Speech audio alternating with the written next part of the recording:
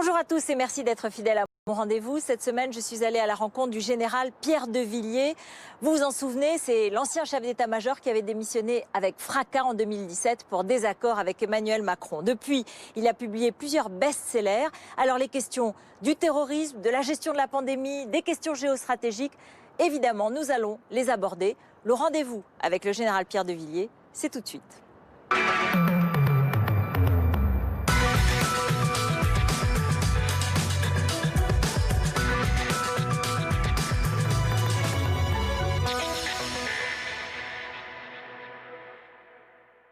Bonjour Général Pierre de Villiers, merci de nous accorder cet entretien. Bonjour Ruth Koyev. Alors merci de nous accorder cet entretien sur votre dernier livre, L'équilibre est un courage, en sous-titre Réparer la France chez Fayard. C'est un troisième livre après 2 best-sellers. C'est le résultat finalement de vos réflexions lorsque vous avez sillonné la France pour parler de vos livres. Et du coup, eh bien, vous proposez dans ce livre de réconcilier une France fragmentée. On va y revenir bien sûr, mais ce qui nous agite le plus aujourd'hui et qui est dramatique, c'est la vague terroriste qui a saisi la France, l'assassinat du professeur Samuel Paty. Je le rappelle, vous étiez chef d'état-major des armées en 2015 lorsqu'il y a eu cette vague terrible des attentats de Charlie puis du Bataclan. Donc c'est un sujet que vous connaissez hélas très bien, trop bien. Est-ce que vous vous dites aujourd'hui, on n'a pas suffisamment progressé sur cette question? On en est toujours plus ou moins au même point? Vous l'avez rappelé, j'étais chef d'état-major au moment de la vague des premiers attentats, Charlie Hebdo, l'hypercacher, le 13 novembre avec le Bataclan, et puis ensuite le Père Hamel, Nice, le colonel Beltrame et tous les autres. J'ai été très marqué dans ma chair parce que tout ce que j'ai vécu et tous ces moments forts.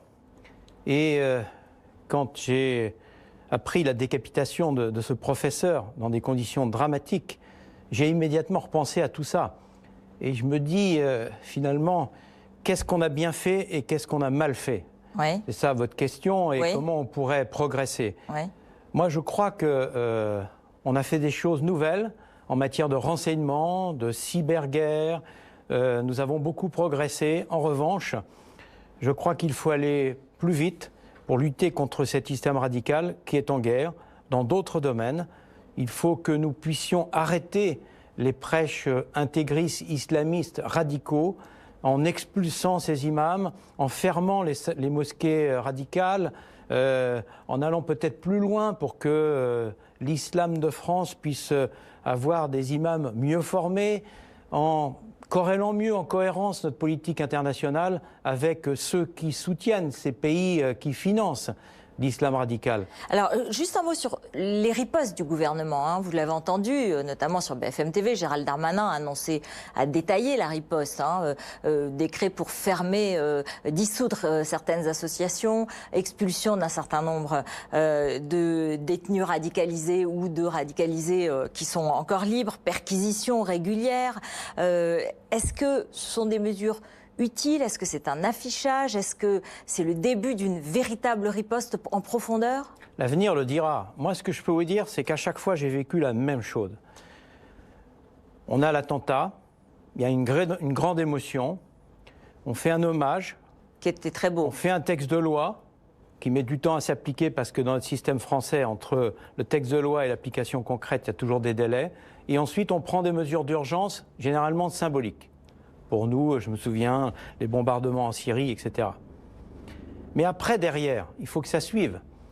Et je pense que nous ne sommes pas assez fermes. Parce que eux, en face, moi j'ai eu affaire à l'islam radical, que ce soit en Afrique, au Moyen-Orient, en Irak, en Syrie, ils ont le couteau entre les dents. Ils ne s'arrêteront pas. C'est une idéologie. Vous dites l'islam radical ou l'islamisme radical? Puisque l'islamisme est une idéologie. L'islamisme radical. Ou le terrorisme islamiste radical. Évidemment qu'il faut éviter la stigmatisation, l'amalgame avec les musulmans. Moi, je vais souvent dans les cités rencontrer les musulmans. Ça n'a rien à voir. Sauf que, si nous ne sommes pas capables d'offrir à cette jeunesse ce qu'elle attend, elle ira et elle basculera du mauvais côté, du côté des salafistes. Et c'est ces salafistes-là qu'il faut combattre. Alors, on va écouter Marine Le Pen, parce qu'elle s'est exprimée très vite après, et elle a demandé une législation de guerre. Écoutez. Puisque le terrorisme est un acte de guerre, il exige une législation de guerre. Cette législation d'exception sera conforme à l'état de droit. Elle sera dirigée contre les terroristes, n'affectera aucunement les libertés publiques des citoyens, mais au contraire, les garantira. Est-ce que vous, le militaire, le chef d'état-major, vous dites oui, il faut une législation de guerre, des lois d'exception? Enfin, une expression législation de guerre, qu'est-ce que ça veut dire? Il faut adapter les textes de l'état de droit pour être en mesure de faire de manière opérationnelle un certain nombre de choses qu'on a du mal à faire, manifestement. Ce que je viens de vous dire, pour fermer une salle de prière radicale avec des prêches anti-français, aujourd'hui, dans l'état de droit d'aujourd'hui, c'est très compliqué. Et moi, je crois que le premier devoir... Donc, de nouvelles lois, alors, un autre arsenal législatif. Des modalités qui permettent, mais on a le talent en France, chez nos juristes, pour les trouver, des modalités qui permettent effectivement de faire ce que le pouvoir politique n'a pas pu faire, parfois n'a pas voulu faire, c'est-à-dire combattre ces islamistes radicaux là où ils se trouvent, dans ces salles de prière, dans ces prêches, avec ces quelques imams, qui ne sont pas si nombreux que cela, mais qui s'abritent derrière finalement ce paravent juridique. Et moi je pense que le droit est au service des citoyens, au service de la nation, ce n'est pas une finalité en soi. Et je pense que c'est cela qu'il faudrait adapter. Alors je sais que le gouvernement réfléchit à tout ça, que loi contre les le projet de loi est en cours, et j'espère... Qu'est-ce que vous en pensez? Ben écoutez, ça va dans le bon sens. Mais il y a un moment, je me dis quand même, un peu comme pour la pandémie, moi je suis un chef militaire plutôt stratège. J'essaie toujours d'avoir un coup d'avance. La stratégie, c'est l'art de l'anticipation. J'ai quand même le sentiment qu'on court derrière et qu'on est trop en défensive. Pour gagner la guerre, pour gagner les batailles, il faut avoir un temps d'avance. Oui, mais donc vous dites clairement, il faut changer des lois, il faut changer la Constitution?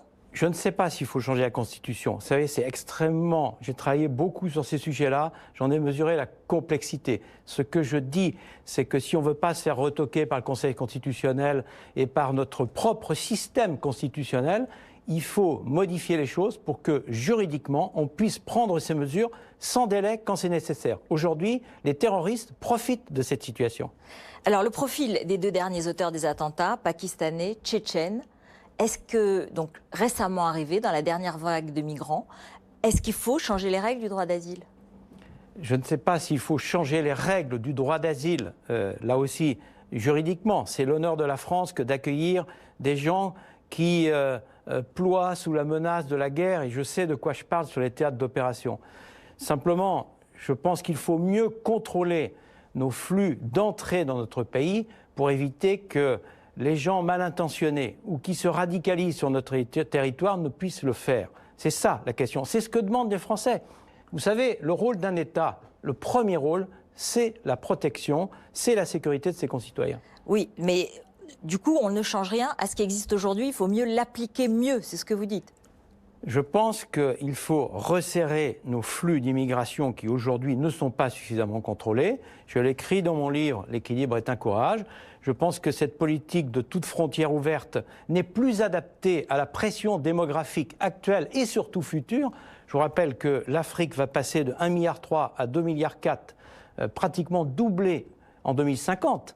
Cette pression démographique, quand vous voyez un pays comme le Niger, j'en parlais avec mon homologue nigérien, on était à Saint-Cyr ensemble, on se connaît depuis près de 50 ans. Il m'a dit « Mais Pierre, 7 enfants par femme, ils vont tous arriver chez toi. Forcément, à un moment ou à un autre, on est un des pays les plus pauvres du monde. » Donc face à cette situation, je pense qu'il faut revoir nos conditions d'accueil sur notre territoire pour éviter que ces gens qui arrivent, qui sont dans le dénuement, qui sont dans la pauvreté, ne soient pas eux-mêmes la proie de ces salafistes. Mais on a des règles européennes, on a un pacte européen d'immigration. Si l'Europe n'arrive pas à contrôler cette immigration aux frontières extérieures, c'est à l'intérieur qu'il faut contrôler. Et pour moi, le mot frontière n'est pas un gros mot. Je crois qu'on est dans une situation qui est nouvelle, vous le voyez, qui est très évolutive, et il faut à tout prix éviter que les gens qui veulent nous commettre du mal ne puissent pénétrer sur notre territoire. Vous dites dans votre livre, justement, vous faites le portrait d'une France très fragmentée, vous racontez que vous allez dans les banlieues, que vous parlez évidemment aux habitants des campagnes, des villes, mais vous dites l'amalgame ne constitue pas une politique efficace. Il ne faut pas confondre les différentes notions, l'islam, le communautarisme, la radicalisation, le terrorisme, mais en même temps, ça peut être la tentation aujourd'hui, parce que dans l'attentat contre Samuel Paty, on voit bien dans le fond que c'est une idéologie qui arme un homme, celui qui accompagne le père est très construit idéologiquement, etc., etc. Donc c'est un ensemble. Il y en a qui vont être tentés de faire l'amalgame. C'est le risque de la situation d'aujourd'hui. Et il y a un autre risque, c'est qu'un certain nombre de Français risquent, si l'État n'est pas capable de les protéger, de le faire eux-mêmes. Et ensuite, c'est l'engrenage. J'ai connu l'engrenage de la haine. La violence physique est précédée par la violence verbale. Et ensuite, une fois que la violence physique arrive, la haine est très difficile à éteindre. Et donc, il faut éviter cette situation. Il faut donc que l'État reprenne le contrôle de la sécurité de ses concitoyens. Il essaie de le faire, mais j'ai le sentiment parfois que la menace islamiste va plus vite que ce que nous faisons. Dans vos visites dans les quartiers, vous avez aussi des belles rencontres, des belles initiatives. Vous êtes au Murau avec des jeunes qui vous reçoivent très bien. Et vous évoquez le service militaire universel tel qu'il était. Moi, j'ai envie de vous dire aujourd'hui, est-ce qu'il faudrait rétablir le service militaire comme il l'était avant qu'il soit supprimé par Jacques Chirac? Est-ce que ça nous aurait évité d'être dans la situation dans laquelle on peut être aujourd'hui, d'une forme de séparatisme dans certains quartiers? En tout cas, ce qui est clair, c'est que le creuset national est en train de s'effilocher dangereusement et que le creuset national, c'est ce qui fait qu'on est tous contents de vivre ensemble et d'appartenir à un réseau de valeurs sur un territoire qui s'appelle la patrie. Et c'est ça qui est très important. Il faudrait rétablir le service militaire. Alors, le service national était un moyen qui contribuait à entretenir ce creuset national. Il était devenu inégalitaire, non universel, et Jacques Chirac a pris la décision de le suspendre. Le président Macron, dans son programme, avait annoncé le service national universel, qui est un projet qui est en cours d'expérimentation, dont on voit que pour le moment, les modalités sont encore indéterminées. Moi, je suis favorable à tout ce qui crée, tout ce qui suscite ce sentiment d'appartenance. Et dans cette jeunesse que je côtoie au Murau et dans les cités et ailleurs, ils ont ce besoin d'appartenance. Et si nous ne leur donnons pas, eh bien, ils iront le chercher ailleurs, par exemple chez les salafistes. Alors, c'est ça qui est intéressant dans mon expérience, et c'est pour ça que je veux transmettre cette expérience. L'armée n'est pas un modèle transposable, évidemment, c'est une mission particulière, mais c'est un laboratoire. Nous, on reçoit 25 000 jeunes par an, des jeunes de partout, de tous milieux, de toutes origines, de toutes confessions, et on en fait une unité capable d'aller au combat et de mourir si nécessaire pour la France. C'est quand même magnifique, c'est un signe d'espérance, ça prouve que c'est possible. Encore faut-il prendre de la hauteur, donner, une âme, des valeurs, de la passion, du cœur, des tripes. Ce qui manque, il y a trop d'intelligence aujourd'hui et il n'y a pas assez de passion. Les jeunes, ils attendent ça. Quand je vais au Murau, vous savez, ils me disent « Vous, mon général, on vous aime bien, c'est l'armée, on vous respecte. » Vous voyez, ça fait réfléchir. Donc il faudrait avoir plus de modèles, plus de héros, plus de gens qui soient respectés, plus que les professeurs, les policiers, les militaires, les hussards de la République en quelque sorte. Hein. Je pense que la société manque d'autorité, au sens auctoritas, faire grandir. Donc le principe des modèles, c'est ça qui fait grandir. Et quand on fait grandir, on peut déléguer, on peut responsabiliser. Et à ce moment-là, il y a de l'innovation. Et le système se met en route, le système vertueux. Et aujourd'hui, on est dans une société qui est trop de contre-modèles. Je crois qu'on a tort, il faut des modèles. Moi, j'ai des héros, Clémenceau, De Gaulle, Delatte, Leclerc, ça a contribué à me fabriquer. Et c'est comme ça qu'on emmène les gens dans des grandes choses. Et vous savez, la France, c'est un beau pays, un grand pays. Partout où je vais, je crois au génie français. Il y a des gens incroyables. Et il faut qu'ils gardent cette petite flamme au fond des yeux. C'est ce que j'ai mis dans ma dédicace du livre. L'équilibre est un courage. Cette petite flamme, elle doit s'entretenir. Alors, c'est notre rubrique photo-portrait.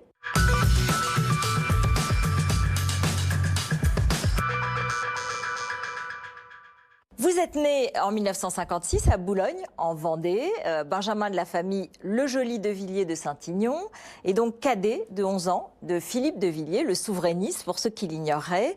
Vous êtes issu d'une famille d'aristocrates dont le blason remonte au XVIe siècle. Vous êtes père de 6 enfants, grand amoureux du football que vous pratiquez dès le plus jeune âge. On y reviendra. Votre carrière militaire commence en 1975 lorsque vous êtes admis à Saint-Cyr et vos principaux faits d'armes, les Balkans.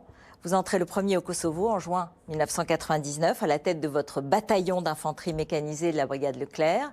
Et puis Kaboul, où vous dirigez la régionale commande capitale à la tête de 1500 soldats venant de 15 pays de l'OTAN. Alors on parlait du terrorisme, on parlait de la dimension internationale. Aujourd'hui, la Turquie est un pays qui a un discours sur l'islam assez radical. Est-ce que on peut garder la Turquie dans l'OTAN? Comment est-ce qu'on discute avec la Turquie à l'intérieur de l'OTAN? C'est une bonne question. On voit bien qu'on assiste dans notre monde, depuis la chute du mur de Berlin, ce monde multipolaire, il n'a pas trouvé son équilibre. On est dans un monde très instable. Et il y a un phénomène dont on ne parle pas assez, c'est le retour des États-puissances. Parmi ces États-puissances, il y a la Turquie. Et la Turquie de M. Erdogan, qui vise, et il le dit clairement, avec une vraie stratégie à 20 ans, à rétablir l'Empire ottoman. Et cette espèce de puissance qu'il veut imposer, cette Turquie se manifeste dans un certain nombre d'actions militaires de vive force. C'était le cas en Syrie avec l'éradication des Kurdes, nos principaux alliés pour détruire Daesh quand même, avec son action actuellement dans le Haut-Karabakh, avec cette action qu'est-ce qu'on doit faire? Qu'est-ce qu'on doit faire?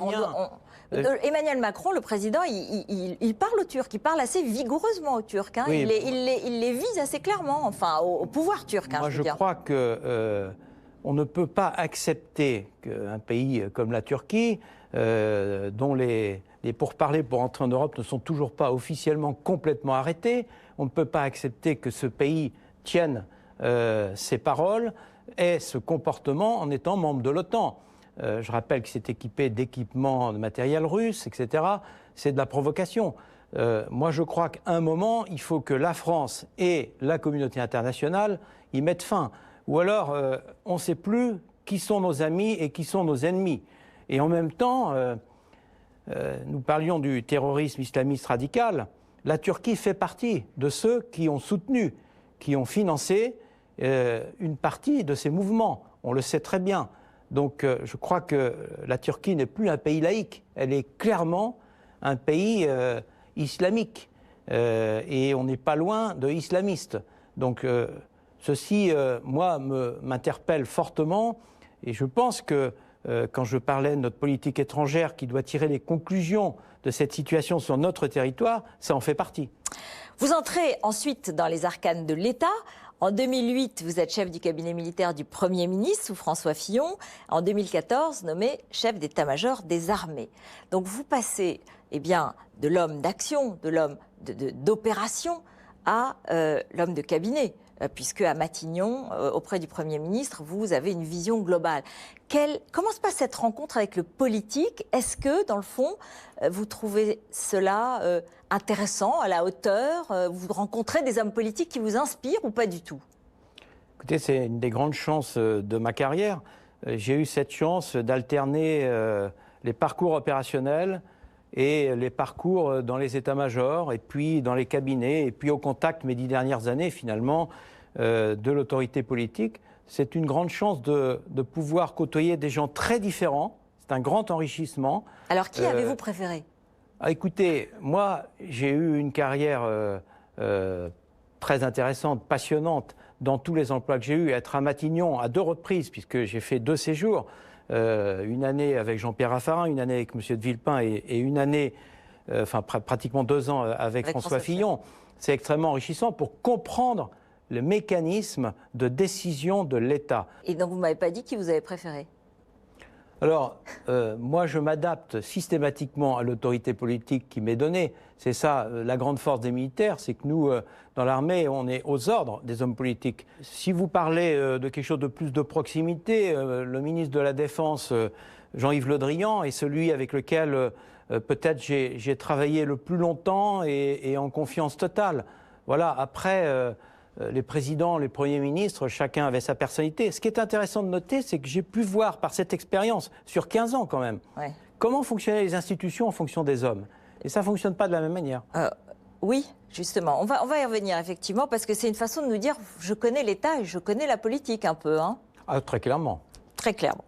Alors en 2015, je le disais, vous dirigez la mission Sentinelle d'appui de l'armée au dispositif de sécurité et vous coordonnez aussi l'opération Barkhane au Sahel et Chamal en Syrie et en Irak. Vous le savez, l'otage Sophie Petronin a été libérée récemment. Vous étiez chef d'état-major lorsqu'elle a été enlevée. Qu'avez-vous pensé des conditions de sa libération ? Oui, j'étais chef d'état-major quand elle a été enlevée. Je m'en souviens très bien parce que c'était le 24 décembre et j'étais... au Niger pour passer Noël avec les soldats. Il se trouve que les avions décollent du Niger et donc on avait fait décoller les avions vers 19h pour essayer de la retrouver. Elle venait d'être prise en otage, donc je m'en souviens particulièrement bien de ce cas. Et très souvent, je pensais à elle parce que le temps a passé et sa détention a été particulièrement longue. Je n'ai pas de commentaire particulier à faire compte tenu de la confidentialité de ces dossiers sur sa libération. Simplement, vous dire que moi, j'ai apprécié la libération de 200 djihadistes, c'est ce qui ressort, parmi lesquels certains avaient été attrapés et mis sous les verrous par nos troupes quand j'étais chef d'état-major. Vous dire que ça m'a fait plaisir, je vous réponds non. Alors, l'homme discret affable, c'est comme ça qu'on vous décrit, se transforme en grande gueule, pardonnez ma familiarité, tout part d'une déclaration devant une commission parlementaire qui n'aurait jamais dû fuiter, et vous refusez la réduction du budget de l'armée en termes vigoureux, c'est l'engrenage. Là, nous sommes en juillet 2017, Emmanuel Macron vient d'arriver au pouvoir, et il y a une crise entre vous et le président, elle se joue entre le 12 et le 19 juillet, en passant par une accalmie, le défilé du 14, où vous êtes auprès du président. Mais le 19 juillet, l'épisode se clôt par votre lettre de démission. Je ne considère plus être en mesure d'assurer la pérennité du modèle d'armée auquel je crois. Alors là, c'est un bouleversement, c'est un moment important. Il y a beaucoup d'émotions qui suivent votre démission. Mais finalement, 3 ans après, vous voyez le budget de l'armée. Il est à 1,86% du PIB. Il y a un engagement d'arriver à 2% du PIB en 2025. C'est ce que vous vouliez à l'époque. Donc, ça avance dans le bon sens. J'ai même lu ce matin que compte tenu de la diminution de 10% de notre PIB, il est à plus de 2% aujourd'hui. Donc, oui, je me réjouis de cette augmentation, en gros 1,7 milliard par an, depuis que je suis parti. Les chiffres de l'époque n'étaient pas exactement ceux-là. Et c'est vrai qu'on peut regretter cette situation. J'ai démissionné pour 1 milliard d'euros, 850 millions d'euros. Quand on voit aujourd'hui les milliards défiler, on se dit que finalement, c'eût été possible de faire autrement. Mais je ne regrette rien parce que moi, je suis quelqu'un d'authentique. Je ne sais pas dire deux vérités à la fois. Et bien sûr, j'ai été au sommet de l'État. Je ne suis pas un lapin de 6 semaines. Mais si vous voulez, on ne peut pas dire le contraire de tout et tout à la fois. Voilà, je ne peux pas regarder les soldats en face en leur disant qu'ils ont les moyens si je savais qu'ils ne les auraient pas. Là était la question. Mais moi, j'ai démissionné de manière, j'allais dire, logique et quasi automatique compte tenu de mes convictions. Et je n'ai aucune rancœur par rapport à ce qui s'est passé à l'époque. Alors, beaucoup de journalistes me soupçonnent de mentir quand je dis que je n'ai pas de rancœur vis-à-vis du président, mais c'est la stricte vérité. D'ailleurs, vous devez bien le sentir. Vous ne condamnez pas, vous vous prononcez de façon très équanime sur ces actions. Quand on est en désaccord, eh bien, on en tire les conclusions. J'étais en désaccord, j'ai eu un différend de fond sur les arbitrages, de forme sur la forme des propos du président. J'estime que j'ai eu raison de partir et je ne regrette rien. Aujourd'hui, vous lui parlez, vous avez des relations avec lui ? Aucune. C'est vrai, vous avez évoqué le fait que l'État dépense beaucoup face à la pandémie, évidemment, on va y revenir, couvre-feu, et beaucoup de moyens quand même aussi donnés à l'hôpital.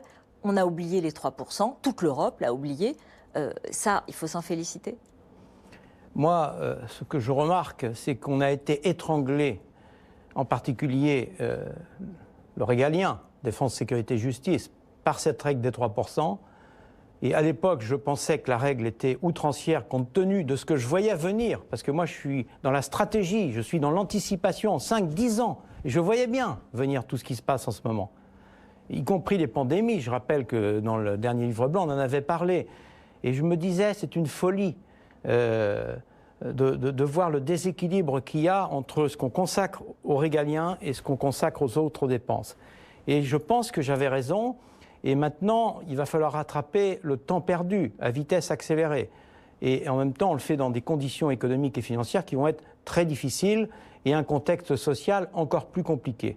Voilà, je pense que depuis les années 70, on a fait une erreur d'analyse stratégique qui a été accélérée par la chute du mur de Berlin en 89, où un certain nombre de gens ont cru de bonne foi qu'il fallait se partager les dividendes de la paix, et c'était une erreur stratégique. Il fallait préparer la guerre ? Je pense que la guerre est inhérente à l'homme et que malheureusement, dans l'état dans lequel se trouve le monde, et depuis plus de 10 ans encore aujourd'hui, retour des États-puissances, terrorisme islamiste radical, migration massive, dérèglement climatique, cette instabilité chronique, je pense qu'il est déraisonnable de ne pas consacrer plus de moyens aux régaliens en France. Aujourd'hui, vous êtes reconverti dans le privé, dans le conseil géostratégique, de leadership aux entreprises, fondé justement sur votre expérience militaire. Vous donnez des conférences dans toute la France. Ces conférences, elles ont inspiré votre dernier livre, dans lequel vous distinguez trois France séparées, qui ne se connaissent pas, qui ne communiquent plus. Les titres de vos chapitres sont « Halte au feu »,« Pour arrêter la haine, le désordre »,« Rassemblement ». J'ai envie de vous dire, si c'était si simple. Oui, pour faire un livre, il faut commencer par un constat. C'est la première partie. Ce constat, c'est que la France est fracturée.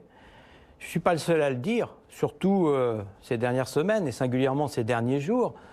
On parle de l'omerta, etc., du politiquement correct, tout un vocabulaire qui est en train de sortir depuis 48 heures. Moi, j'essaie d'être objectif. Vous savez, moi, j'ai été haut fonctionnaire. J'essaie de rester stable au cap et de faire ce que j'ai ressenti comme description de la France.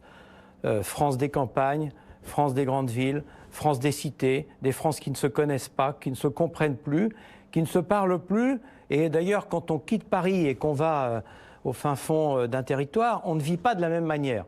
Et j'ai peur que cet éclatement ne soit préjudiciable à l'unité nationale, qui est ma raison d'être. Il faut comprendre mon itinéraire. Moi, je suis rentré, j'ai préparé Saint-Cyr à 16 ans, je suis rentré à Saint-Cyr à 18 ans, et là, on m'a dit, tu vas t'engager pour le service de la France, si nécessaire, jusqu'à la mort. Donc j'ai été façonné à cet amour de la France, charnel. J'ai vu des gens mourir. J'ai eu cette expérience multiple des enterrements, de ces cérémonies aux Invalides avec les cercueils recouverts de drapeaux français. Chez moi, ça parle. Et donc, je ne peux pas me dire la France est fracturée définitivement. Seule l'inaction est infamante. Il faut donc trouver des solutions. Et à partir du constat que j'ai fait, je propose des solutions de réconciliation. Vous avez un chapitre qui commence par une anecdote. C'est une mère qui s'adresse à vous en s'inquiétant parce que son mari va aller défiler comme gilet jaune et son fils va être CRS, face à lui peut-être. Et cette anecdote, elle vous a beaucoup marqué. Oui, c'est le déclic de l'idée du livre, en fait. J'avais cette idée des fractures depuis longtemps. Je les avais senties quand j'étais chef d'état-major, au moment des attentats notamment, mais à l'abbaye de l'Épau, ce soir-là, 1700 personnes, ils avaient ouvert 3 salles déportées, incroyable, un monde terrible. Je fais ma conférence et je démarre les dédicaces et très vite, une femme devant moi était à la limite de pleurer, une voix angoissée, et me dit « Mon général, j'ai peur pour samedi ». Samedi, c'était la manifestation des Gilets jaunes. Mon mari veut aller manifester et mon fils est dans une compagnie de CRS qui va participer au maintien de l'ordre. Je ne voudrais pas qu'ils s'affrontent. Alors, je l'ai réconfortée, elle s'est mise à pleurer. Et finalement, ces rencontres sont toujours un peu frustrantes parce que je n'ai pas pu poursuivre la conversation tant il y avait de monde derrière. pour les dédicaces. Et je me suis dit, en rentrant en voiture depuis Le Mans, c'est quand même une situation dramatique de voir ça, au sein de la même famille. Alors comment vous réconcilieriez ces France-là? Et si vous aviez été, ou si vous étiez aux manettes devant une telle crise, que feriez-vous? Je crois que ce dont a besoin la France aujourd'hui, d'abord, c'est de la confiance. On a perdu la confiance entre ceux qui dirigent et ceux qui exécutent, et les Gilets jaunes sont une manifestation concrète de cette perte de confiance. Deuxièmement, je pense qu'on a perdu l'autorité, on en parle beaucoup, on confond l'autorité et l'autoritarisme. L'autorité, c'est pas ça. C'est justement nourri par la confiance. Et on obéit non pas parce qu'on est contraint, mais parce qu'on est content et on obéit d'amitié. Le troisième mot qui me semble déterminant aujourd'hui et qui manque, et toute cette période le montre, c'est la stratégie. On est en platitude dans l'espace et dans le temps, il faut reprendre de la hauteur et de la profondeur. C'est très important. Donc stratégie dans tous les domaines. Et on le voit pour le Covid, on le voit pour l'islam radical. Emmener les gens derrière soi. Vous savez, on sait ce que c'est, les militaires. Mais il faut leur dire où on va aller. Est-ce que ça veut dire que vous dites aujourd'hui que le président Emmanuel Macron n'emmène pas suffisamment les gens derrière lui? Non, je crois que c'est un phénomène... N'évitez pas de langue de bois. Hein. Je crois que c'est un phénomène général, mondial, de l'ère du temps. Mais nous sommes tirés par le temps court, l'immédiateté, l'urgence. Et notre pays n'échappe pas à cette tendance. Et je l'ai vécu lorsque j'étais chef d'état-major des armées. Il y a de multiples entretiens où je disais OK, on va faire cette opération, mais quel est l'effet final recherché derrière cette opération? Quel est votre objectif pour rétablir la paix? La paix, c'est l'objectif. Alors, comment on va faire après? Comment on va apporter du développement, du bonheur à ces populations? Mais les présidents, en général, ils ont cette vision. Eh bien, les présidents, ils sont tirés systématiquement, et ça ne date pas d'aujourd'hui, depuis une vingtaine d'années au moins, et de plus en plus par l'urgence. Ils oublient les priorités. L'urgence... Y compris le président Macron, aujourd'hui. L'urgence du temps, l'urgence de la dépêche, l'urgence de la décision. Alors vous... Moi, je préférerais que, plutôt que de penser à la prochaine élection, on pense à la prochaine génération. Moi, c'est mon approche de stratège. Donc... vous pourriez vous projeter dans un poste, dans une carrière politique, puisque vous m'avez expliqué tout à l'heure que vous connaissez parfaitement les arcanes de l'État. Par ailleurs, vous pensez qu'il faut une stratégie et avoir de la hauteur. Donc moi, quand je vous entends, je me dis, tiens, il se prépare à répondre à une forme d'appel qui est lancé de ci, de là, par des personnalités qui attendent l'arrivée d'un sauveur face à Emmanuel Macron et qui ne serait pas Marine Le Pen. Est-ce que vous allez être cet homme-là? C'est très français comme démarche et ça fait plusieurs jours qu'on me pose systématiquement cette question. Quand j'ai écrit ce livre, je l'ai écrit sur cette intuition que l'unité nationale allait devenir un vrai enjeu compte tenu de l'éclatement des fractures sociales que j'avais vues. La fracture sociale, hein, ça ne date pas d'aujourd'hui. C'est Philippe Séguin, c'était en 1995. Exactement, ça fait 25 ans. Donc depuis le temps qu'on en parle, là je pense qu'on y est vraiment. Et j'ai eu cette intuition que je pouvais apporter par mon expérience, de la façon dont on arrive à fédérer des soldats pour les emmener au combat dans des circonstances difficiles avec des gens en face qui ont le couteau entre les dents, je pouvais apporter certaines recettes, certaines leçons stratégiques. Pas plus? Mon livre est une stratégie. Et mon livre n'est pas un marchepied politique, un billard à 4 bandes comme certains le croient. Mon livre a été écrit par quelqu'un d'authentique, de désintéressé, c'est très important, et qui cherche à transmettre ce qu'il a appris. Alors vous pouvez me croire ou pas me croire. Moi, je sais ce que je veux faire et je sais ce que je voulais dire dans ce livre. Est-ce que si vous vous retrouvez dans une situation telle qu'elle est prévue par les sondages aujourd'hui, c'est-à-dire un duel Emmanuel Macron-Marine Le Pen, vous éliminez d'emblée l'un des deux? La question, pour moi, ne se pose pas. Je ne réfléchis pas à cet aspect politique dans le bouquin. Ça, c'est de... dire, oui, mais enfin, très clairement, entre Emmanuel Macron et Marine Le Pen, est-ce qu'il y a quelqu'un où vous diriez non, je ne voterai jamais pour lui? Ah, mais très clairement, je crois qu'il y a des gens qui gouvernent et d'autres qui sont dans l'opposition systématique. Il y en a qui ont une expérience et d'autres qui n'ont pas d'expérience. Moi, je pense que Marine Le Pen a fait les bons constats, parfois, sur un certain nombre de sujets, qui finalement se sont trouvés cadenassés, comme le patriotisme, l'insécurité, la lutte contre l'islamisme, la souveraineté, un certain nombre de thèmes. Et les solutions, elles sont dans la globalité de l'approche. Soyons plus directs. Soyons plus directs. Est-ce que vous voulez dire qu'elle n'a pas la bonne... elle a fait un constat, mais elle n'a pas les bonnes solutions et elle n'aurait pas l'expérience au pouvoir? Oui, mais bien sûr, mais moi, ça me semble évident. Il faut commencer par l'éducation, il faut ensuite aller du côté du régalien, du social, de la culture, de la langue. Si vous voulez réconcilier les différentes Frances qui actuellement sont éclatées, et moi, c'est cette approche que j'ai de transformation de la société dans la globalité. En essayant d'avoir cet équilibre, c'est pour ça que je prends cet équilibre. Alors en France, dès qu'on utilise le mot équilibre, on est tout de suite taxé de non-choix, de manque de conviction. Pas du tout. L'équilibre, il y a deux plateaux. Et les plateaux, ils peuvent être vides ou remplis. Les miens, ils sont bien remplis. Plus de fermeté et plus d'humanité. Des droits, mais aussi des devoirs.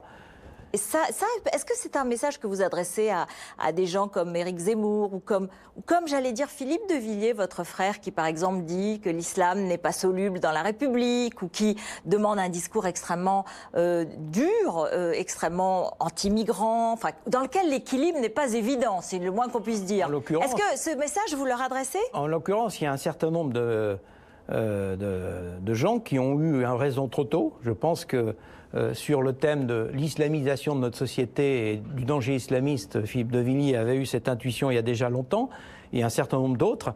Et je pense qu'on aurait tort de négliger les bons constats. Là où il faut, c'est prendre des solutions pragmatiques en tenant compte de toutes les contraintes quand on est au pouvoir. Et moi, j'ai été proche du pouvoir, au cœur de l'État français pendant 10 ans. Les contraintes internationales, les contraintes juridiques, etc. Bien sûr, il y a la volonté. Bien sûr, c'est trouver la voie VOIE avec une voie qui porte. Bien sûr, ok, mais tout n'est pas faisable du jour au lendemain. Quand j'entends certaines solutions, on va renvoyer tout le monde, etc. Oui, très, très bien. Sauf que la plupart des jeunes que je vois en cité, ils sont français de 2e ou 3e génération. Donc nous devons faire avec. Et c'est cette approche pragmatique que j'essaie d'avoir à partir de constats qui sont ni excessifs, ni Cassandre, mais qui sont les plus objectifs possibles et à partir de mon expérience que j'ai eue, à la fois sur le terrain et dans les responsabilités. Alors ça donne des conversations familiales intéressantes avec Philippe de Villiers, du coup. Bien sûr. Animé, plutôt animé. Mais vous savez...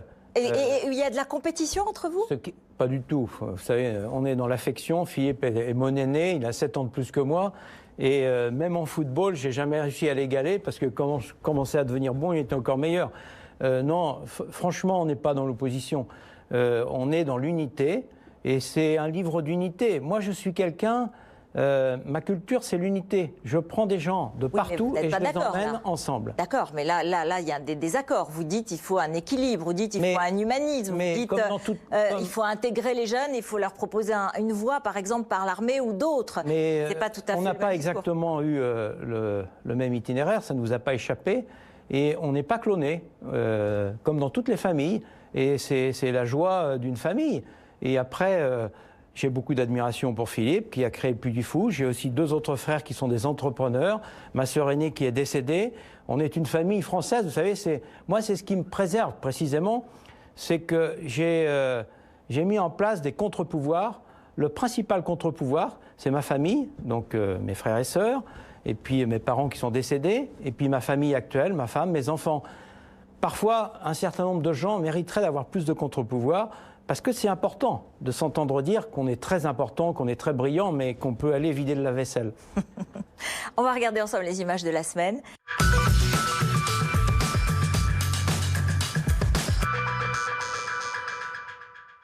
Les images de la semaine, c'est évidemment ce couvre-feu qui aujourd'hui est en vigueur et qui a été élargi dans la semaine à de nouveaux départements. Ce couvre-feu, c'est une rhétorique militaire. Est-ce que vous considérez que le mot couvre-feu est approprié? Moi, je suis pour le sens des mots. Je suis de formation littéraire et en même temps, le vocabulaire militaire qui était considéré comme désuet et ringard dans les années 70-80, quand je suis entré dans l'armée, est devenue maintenant, dans le domaine économique, social, politique, maintenant une règle. On entend la guerre, on est en guerre partout. Mais moi, je l'ai fait, la guerre. Donc je préfère la paix, vous voyez. Donc je préfère des vocabulaires qui correspondent à la réalité. Très franchement, ce n'est pas un couvre-feu. Moi, je pourrais vous expliquer ce que c'est qu'un couvre-feu. Je l'ai vécu en Afghanistan, au Kosovo, au Moyen-Orient. Non, c'est un confinement nocturne. Appelons un chat un chat. La guerre que l'on mène contre le virus, c'est une pandémie. Voilà. Et, parce qu'à force de mélanger les mots, la vraie guerre, c'est celle contre l'islam radical. Eux, ce sont des terroristes. Il faut la mener, cette guerre, avec une mobilisation générale. Ça a du sens. Juste un mot sur la gestion de la crise de la pandémie. Vous étiez à Matignon pendant la grippe H1N1. Est-ce que vous considérez que cette pandémie est bien gérée, cette crise? Alors, vous avez raison de rappeler que j'ai cette expérience-là. Et donc, ça me donne de la modestie, de l'humilité dans mon approche, parce que les pandémies, c'est extrêmement complexe. J'ai également vécu, quand j'étais chef d'état-major, le virus Ebola en Afrique. Là aussi, j'ai mesuré la petitesse de l'homme et la science est souvent en difficulté. Je pense que cette pandémie n'a pas été bien gérée au départ avec cette affaire des masques, parce que, si vous voulez, ça a détruit toute la confiance. Un coup, on nous dit les masques sont inutiles, mais formellement, mais moi je n'attaque pas les autorités politiques, c'est quelqu'un leur a dit. Manifestement, ils n'ont pas inventé ça, les scientifiques se sont plantés. Et puis après, maintenant, on voit que le masque est apporté en toutes circonstances, y compris dans la rue à Paris. Donc je pense que le début a été erratique. Peut-être que ce qui manque, encore une fois, c'est la stratégie, la sortie de crise. Nous, vous savez, on est obsédés. Paix, crise, guerre, paix, sortie de crise. Comment on va faire la sortie de crise? Je voudrais qu'on ait, encore une fois, un temps d'avance, une anticipation, une vision stratégique. Ça permettrait aux Français d'y voir plus clair. Aujourd'hui, franchement, on a fait quand même des sacrés zigzags depuis plusieurs mois. Moi, je suis un citoyen de bonne composition. J'applique à la lettre les ordres et la loi. Je ne veux pas me prendre 135 €, mais pas que pour ça. Eh bien, c'est parfois compliqué quand même comme cheminement, objectivement. L'autre image de la semaine, c'est ce débat qui a eu lieu entre Donald Trump et Biden. Si le candidat démocrate Biden était élu, est-ce qu'il y aurait une meilleure relation entre l'Europe et l'Amérique? Alors, je pense que fondamentalement, le tournant stratégique américain vers le Pacifique, vers l'isolationnisme America First, vers le primat des intérêts américains, fin d'être les gendarmes du monde, etc., ça ne changera pas fondamentalement. Tous les experts le disent et je suis d'accord avec eux. En revanche, et c'est très important en diplomatie, la relation individuelle, le contact, sur la personnalité, ça changera. La forme du président Trump, très imprédictible, imprévisible, c'est compliqué d'avoir des relations diplomatiques, même de faire des réunions. Je pense que ça changera. Et ça crée de la confiance. Et ça permettra peut-être de retrouver une relation plus équilibrée, plus pacifiée. Le visage de la semaine, je vous ai choisi comme visage de la semaine. Vous avez choisi un visage de la semaine, lequel? Oui, moi j'ai choisi personnel soignant, infirmière. Je trouve que ces gens-là sont formidables. Leur mission est essentielle, mais ils vont au-delà de leur mission. J'admire leur expertise. Vous savez, pour former quelqu'un qui travaille en réanimation, c'est près de 10 ans. Mais ce n'est pas ça que j'admire chez eux. C'est l'état d'esprit, au service des gens, sans compter leurs heures, sans compter leur disponibilité. Et il y a un parallèle avec ce que j'ai vécu dans l'armée. Le service de santé des armées est magnifique. J'ai toujours combattu pour le préserver, en dépit des coups de boutoir de Bercy. Et je crois que j'ai eu raison. On a dissous le Val-de-Grâce, ce qui était, à mon avis, une grave erreur. Et on en voit les conséquences. Bien sûr, l'hôpital militaire qui était un fleuron de la médecine mondiale. Tout ça pour des raisons budgétaires. Et je crois que les personnels soignants, alors on les a applaudis longtemps à 20 h, mais c'est une partie du génie français. Quand vous êtes off, c'est une émission de fin de semaine, donc on a envie de savoir un peu comment vous déconnectez lorsque vous n'écrivez pas, lorsque vous ne faites pas vos conférences. Ah ben, vous pourriez demander à ma femme et à mes enfants, c'est simple, je suis un passionné de sport. Et donc, quand je me déconnecte, je m'occupe du sport. Alors, j'ai différentes activités. Je travaille avec l'Union nationale des footballeurs professionnels. Je regarde un match de foot à la télé. Je vais dans un stade. Et puis, quand c'est du rugby, c'est du rugby. Quand c'est du handball, c'est du handball. C'est le drame de ma famille, d'ailleurs. Mais c'est ma passion parce que le sport, finalement, m'a servi d'éducation, de pédagogie par rapport aux valeurs militaires. L'envie de victoire, les enseignements de la défaite, le sport collectif principalement, parce qu'on gagne ensemble, on perd ensemble, toutes ces valeurs qui font que j'ai essayé dans l'armée d'être un bon chef. Merci beaucoup, merci Général Pierre de Villiers, merci d'être resté merci avec nous et merci de cet entretien. Le livre, je le rappelle, L'équilibre est un courage, réparer la France, c'est chez Fayard. Nous nous retrouvons la semaine prochaine et cet entretien est à retrouver sur le site BFM TV, bien sûr en replay.